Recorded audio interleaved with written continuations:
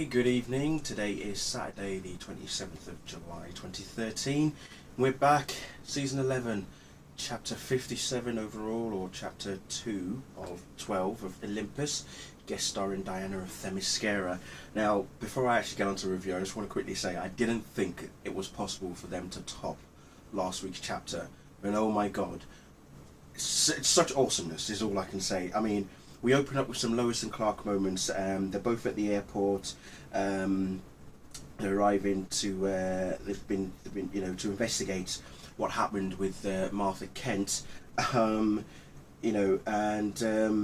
Clark can't understand why the planet, him and Lois have been given the exclusives, whereas Lois is like, trying to explain why they got the gig as such. But the best thing that I love about the conversation that they both have is just the quotes. Some of the quotes, the way that they put them. I mean, Clark says here, for example, "In the interest of journalistic integrity, Lois." I mean, that's just like old school Clark all over again.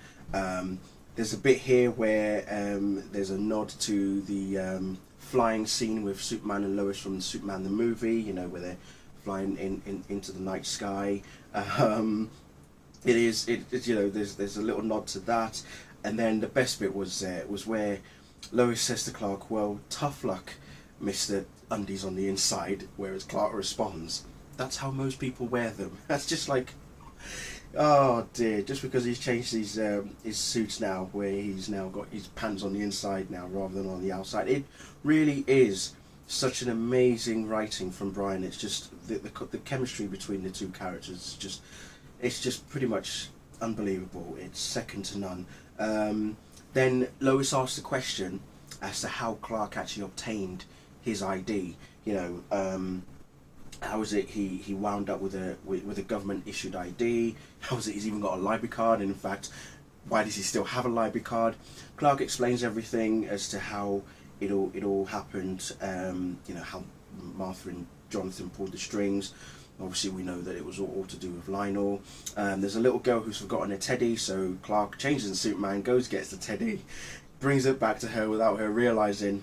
Makes up a story to say, I found this on the back of a plane. Back on the plane kind of thing. And she's just so happy to see her teddy again. It really is just amazing. They're arriving back in Smallville, and they visit Martha.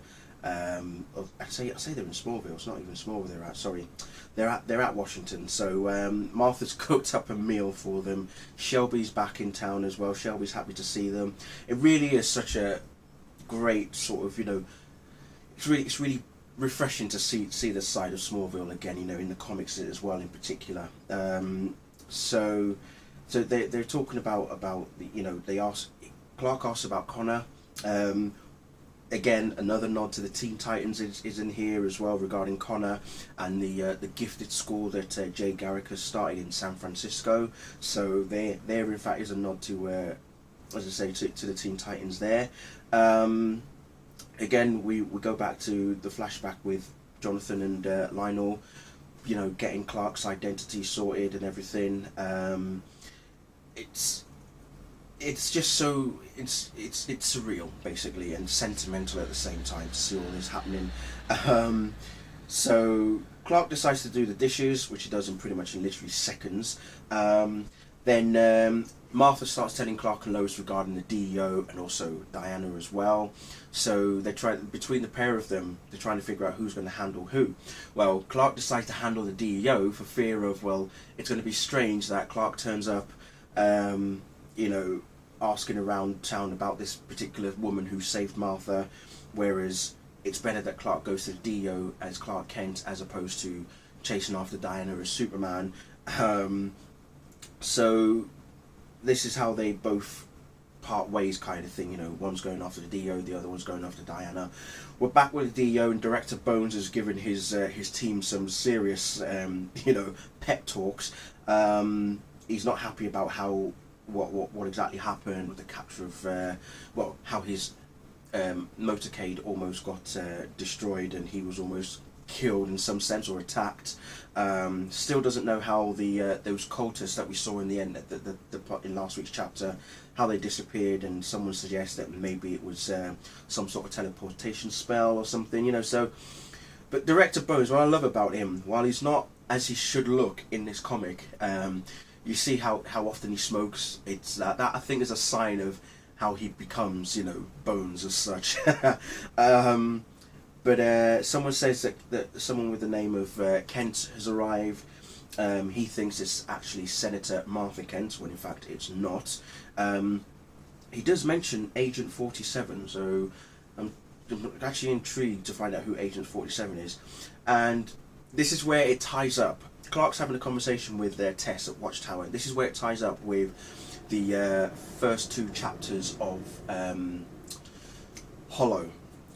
Where we see Tess was, you know, trying to find out where Superman was, and let's just say she's there at Watchtower. Clark is somewhere, and I'm not sure if this is a nod to Superman 3, but just looking at the lake that he's standing on, it looks familiar. But again, I'm not saying that it's a nod to Superman 3, but the lake just looks that little bit familiar. So anyway, as I say, the conversation that they're having between Tess and Clark, he's at the site that Tess has told him where the D.E.O are actually supposed to be, but Clark can't see anything, even with, you know, his own eyes. He can't see anything. He just, you know, for miles. Whether he's actually bothered looking underground is the next question. But then something pops up from the water, and that's where a certain, well, Agent 47, you know how I asked who Agent 47 was earlier? Well, I've already just answered my question. And it's none other than Steve Trevor. And that's where it ends. So, as I say, I didn't think that last week's could be topped, but this damn, wow. The elements of this particular arc, this story arc of Olympus, looks like it's going to be shaping up to something of epicness, is all I can say. So, yeah, it was really good to see all the, as I say, all the Clark and Lois moments. I mean, pretty much half the chapter was all about Clark and Lois and also Martha. Then the rest was all about the D.E.O and Director Bones, and then at the end there you've got Steve Trevor appearing as well. So, interesting to see exactly what sort of role Steve Trevor actually plays in this. Again, who knows?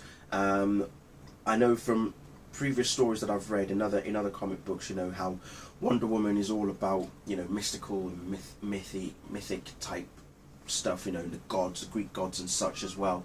And the D.E.O have always been interested in her in some sense as well. So, and seeing as Steve Trevor was on the island when he was a young boy, again, what actually happened on the island between him and Diana when they were kids, who knows? I'm sure hopefully we'll be able to revisit that particular timeline. Hopefully Brian and the crew will be able to shed a bit more light as to what occurred between those two when they were younger on the island. But I think it's got the hallmarkings to be an amazing chapter. I mean, it's already built the foundation there, so let's see how it all goes anyway. So that's it from me anyway, and I shall see you all again next week for another exciting new chapter. I think we're back with we'll be back with the 3rd chapter, and then the week after that will be